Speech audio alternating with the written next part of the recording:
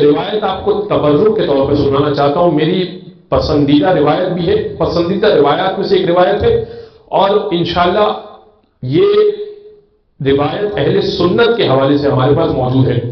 مناقب خوازمی کی روایت ہے اور فرائض السمتین کی روایت ہے. دونوں اہل سنت کے حوالے ہیں ہمارے پاس، اور روایت بڑی کمال ہے.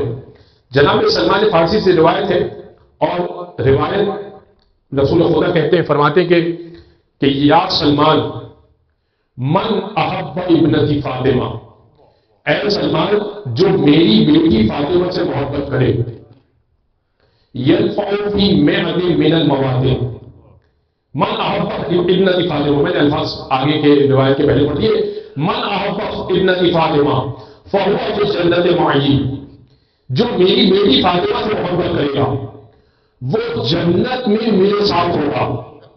دیکھیے انشاءاللہ ہر مسلمان جو محمد اور محمد سے محبت کرے گا جنت میں جائے گا، ٹھیک ہے، ان کے دشمنوں سے محبت کرے گا جنت میں جائے گا.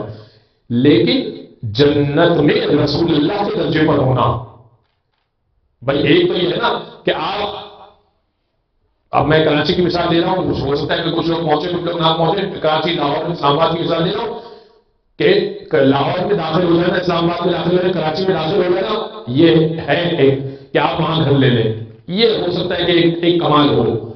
لیکن اس میں بھی کچھ اچھے علاقے ہیں، ٹھیک ہے، اور اس میں بھی آپ ڈیفینس میں آپ گھر لے لیں.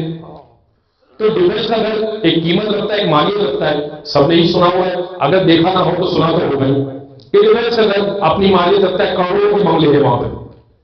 تو جنت میں داخل ہونا یہ اپنی حیثیت رکھتا ہے، لیکن رسول اللہ کے درجے میں ہونا ہے.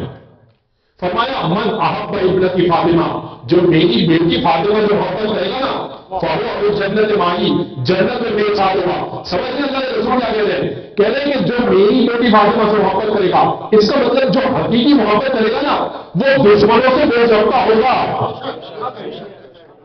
بھائی جنت میں رسول اللہ کے ساتھ ہوگا، اس کا مطلب یہ کہ دشمنوں سے بے جوتا ہوگا. من احب ابنتی فاطمہ فہو فی جنت معی، جنت میں میرے ساتھ ہوگا.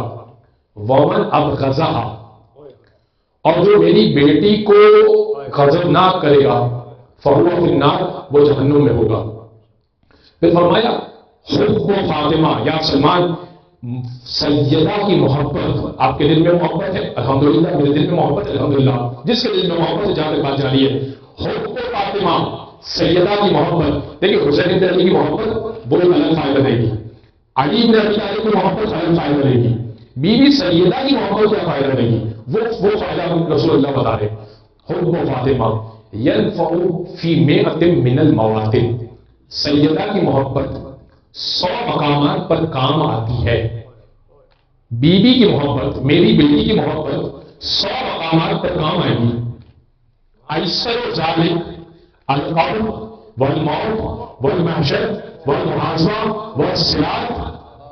فرمایا آسان مرحلے یہ ہے، موت کے وقت فاطمہ کی محبت کام آئے گی، قبر میں اترو سیدہ کی محبت کام آئے گی، محشر میں جاؤ گے فاطمہ کی محبت کام آئے گی، جب حساب کتاب ہوگا سیدہ کی محبت کام آئے گی، صراط ہوگا سیدہ کی محبت کام آئے گی. یا رسول اللہ آپ کے نزدیک یہ آسان ہے، ہمارے نزدیک یہ مشکل ہے. تو اس کا مطلب رسول نے 2 باتیں بتائی.